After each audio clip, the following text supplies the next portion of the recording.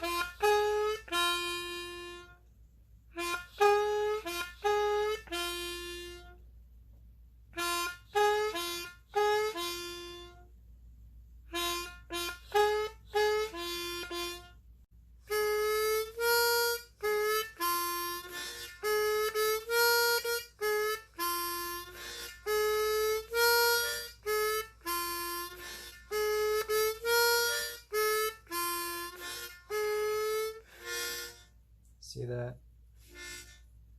I released a little air. So we're now going to continue the video series on the blues scale. We'll now be taking you through it because it's become obvious after hearing everything that I played for you that every note is a part of the blues scale. But there's a lot of other things going on, such as subtle vibrato. You'll see that the subtle releases of air helped to make things work while I was playing, and I got real kind of obsessive over playing things just perfectly, making sure that the bending of the 3-hole draw with the bend was nice and clear and didn't sound strained or muffled.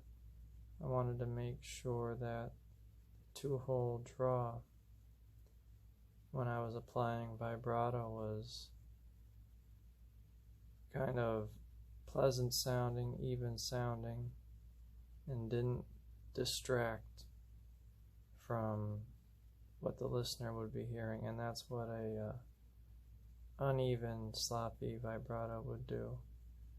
So it wasn't always the first try. If at first you don't succeed, try again. And it was about several hours I put in today of playing. I would say I started around, I don't know, 9:30, and now it's about 1:30. 9:30, 10:30, 11:30, 12:30. That could have been more than that. My math ain't so good. That's how long it's been. But I'm playing on the B flat harp. This harp here. I did everything on the B flat harp. Hohner Marine Band. This is the one where I made the video on showing that it was lifting, and some guy commented recently saying some crazy story about how he put his sing in rice. I don't think English was his first language. But yeah, it does poke out, and it's a little annoying, but it really doesn't affect me at all. I don't think about it at all. Before I even included the 4-hole, I was just focusing on holes 2 and 3 and just coming up with as many variations as I could think of. And there were some cool ones up there. And when you add in hole 4, that's when you open up the ideas to try out all sorts of different variations. And that's what it's all about. And that was even before you heard me include the 4-hole draw bend. So it's like different rhythmic ideas that you can begin fooling around with is the idea. That's the concept that I'm trying to get across to you. And you just, in terms of the vibrato and stuff, just do a little every day. I do it when I'm outside, and I don't mean in the backyard, I mean when I'm out and about. And if you just do a little bit consistently, I'm telling you, it will even out and you will gain more control over it. And as for the playing and fooling around with the blues scale, that's something you have to do too, because you heard me play something where I was moving around, releasing air at 2 points around the heart. I was at the 4 hole and the 2 hole. And that is to make the whole thing fit together. So these are the little subtleties. Like I said, you gotta beat your head against the wall for a while, like I did today. These aren't things that are new to me. They're all things that will drift away from me if you don't constantly go back to it. But I am getting tired now. It's late and I recorded a lot of shorts. I'm going to put this into one video and then make shorts. But this little third channel with just when I'm out walking to and from work or nature things that I observe is getting 1.1k views, 2.6k views, with no description, no tags, no hashtags even. The titles aren't search friendly, just things I come up with. And it's getting all the views, leading me more and more to think there's something funny going on with this algorithm thing. And because I'm putting a lot into these shorts, and then these half-baked shorts are going up and just going straight to the short shelf, and that's really irritating because I want the views on the things I'm working on. And I put it up with this mindset of, I hope it's not gonna get the views, and sure enough, I check back on it. It starts getting all these organic views, not sharing or anything. And I am tired today because you know what? Playing the harp is tiresome to get it right, and all the bending and trying to avoid the bad sounds. You might think because this thing is small that it's if you don't know better, some people don't even know what this instrument's all about.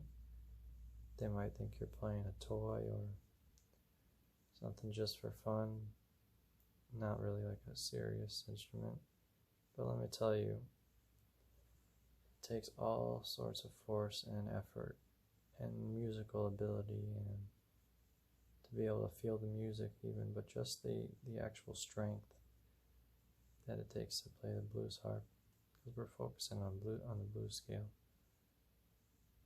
is not something to be taken lightly. It takes a lot of skill, and then to not be able to bend things too far, like on the 3 hole, you can just as easily bend it too far. And so it's a matter of being able to grab what you're going for and then let it go on the fly, and that's a difficult thing to master. I haven't got it mastered, but I can tell you I'm playing more seriously now, and I'm putting more hard work and a different sort of practice is what I'm doing now. I'm doing a maniacal sort of practice now. It's got a purpose behind it. It's very purposeful, and that's what can keep me going for hours and hours. And that is just how purposeful the kind of practice that I'm doing now. So that's why I was going to make a separate video, and I will, called Why I Don't Get Discouraged Over the 0 likes or the fake fans or whatever, because I can see I'm becoming a different sort of player. I can see the repetitions that I'm doing and putting in are actually becoming a transformation in myself as a player. So, and if you hear me back, I'll keep a lot of those old videos up, and especially the 1 month, 2 month, 3 month, because I mean those were horrific playing, and now even if I'm emulating the pros now, and I'm getting real close or even nailing it, I mean that you've come a long way, so to speak. So that's why I don't get discouraged about this, because if I don't get the views or the recognition, I'm my own worst critic, and I know the little improvements that are coming in out of hours and hours of frustration, critiquing yourself, looking at your footage, saying, nope, don't like that, nope, that doesn't sound right, nope, the hand got in the way at the wrong time, nope, we didn't use the hand right, nope, we bent it too far, nope, you're making too much noise with the mouth, no, the timing wasn't quite there. And once you get it perfect, I never second guess myself. Like, when I have it perfect, I stop. Because in the back of your mind, you know you did something wrong. And you can convince yourself, no, it was fine. And convince yourself of anything.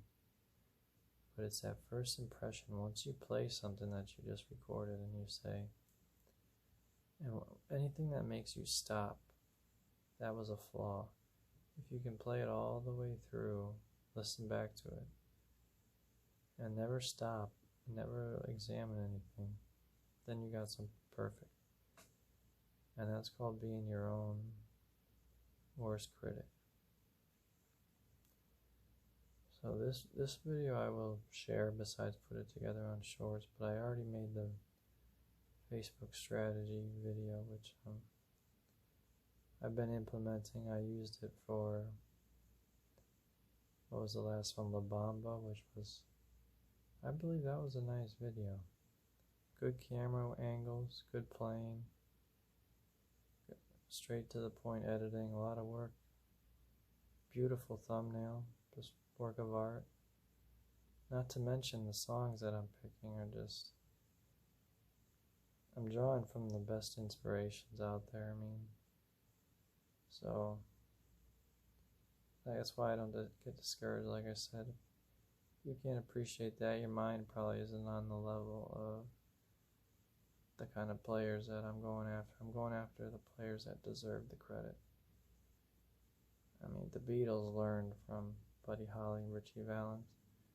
The Beatles are not some kind of got this music, got their identity out of thin air. You know, everybody learns from emulating somebody else, and some people blow up and some people don't.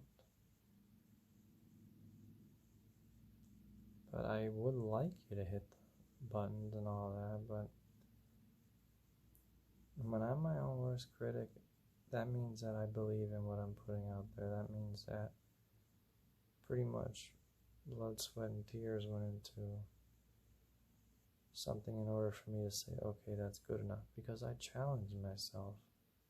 Nobody asks me to challenge myself, but I challenge myself on a daily basis whenever I have time. And when I have to go to work, well, then I'm challenged regardless.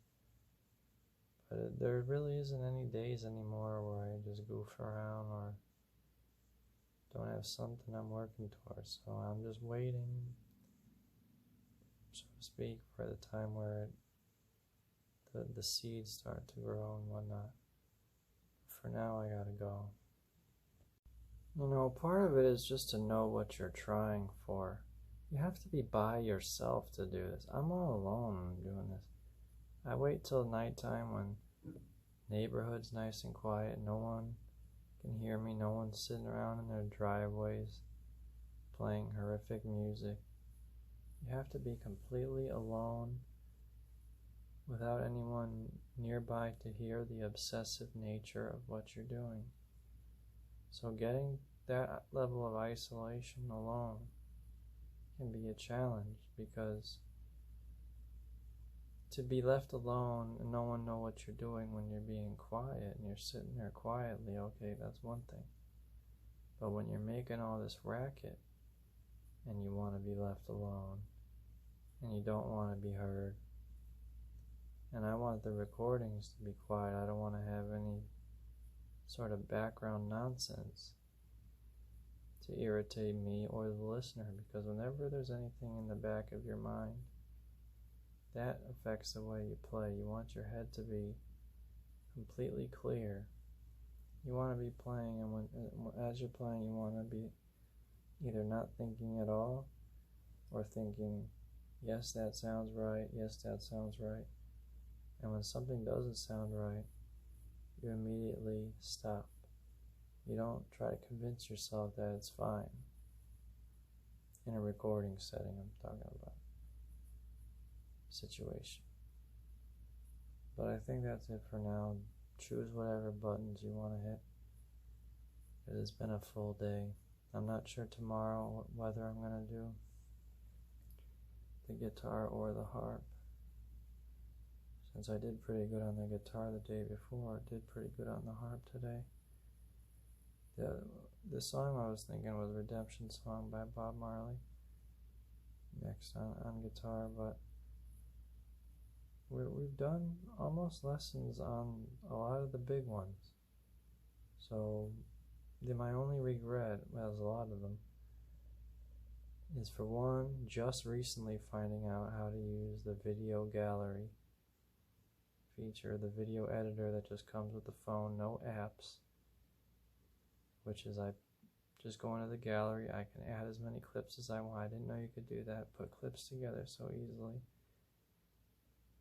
edit them, slow them down, change the orientation, all that. I did not know you could do that. I would have made videos in the past without using these third-party apps, which are fine, but I think they distort the quality, and I know that they, in some degree they do, like especially with the harp, they can distort the quality because it can make it sound like you're doing breathing sounds that you aren't even doing.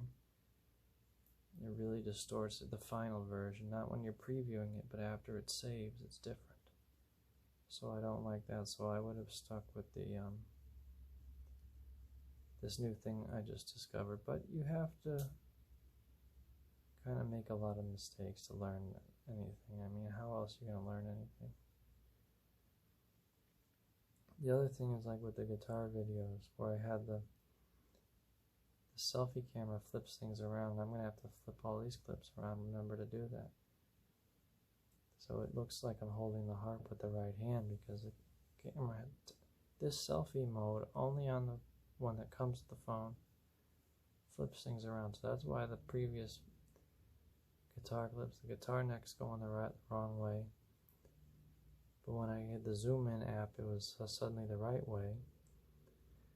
So these are all things I've learned. Here I thought I was making definitive additions, and I don't know, I might be playing the stuff I know forever, but I am learning new things. Don't get me wrong, it's just I try to really make the definitive version of a lot of different things. And in a lot of ways I have, especially the real recent stuff, like the Mississippi John Hurt, the La Bamba, the real recent stuff, I'm nailing it. But the stuff like when I first got the Martin, I wish I knew kind of what I did, and about the shorts and flipping the shorts instead of putting them in the right format. There's so much so much stuff I wish I could have done differently. Not the story of my life, but I guess that means I've been learning a lot. Alright guys, take it easy.